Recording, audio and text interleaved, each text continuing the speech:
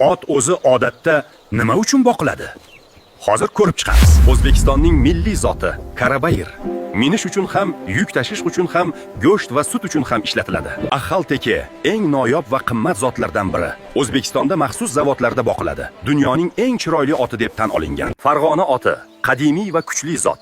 Harbiy maqsadlarda ishlatish uchun maxsus yetishtirilgan. O'rta Osiyoning eng mashhur zotlaridan biri.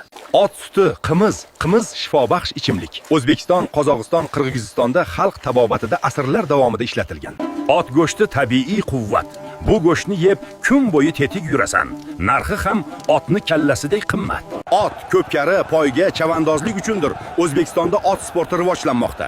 Yaxshi sport oti millionlab so'mga sotiladi. Kichik fermer uchun ot boqish juda foydali. Go'sht, sut, sport, ot minish 4 tomonga foyda. Agar imkoniyat bo'lganda qaysi otni boqardingiz? Kommentariyaga yozing.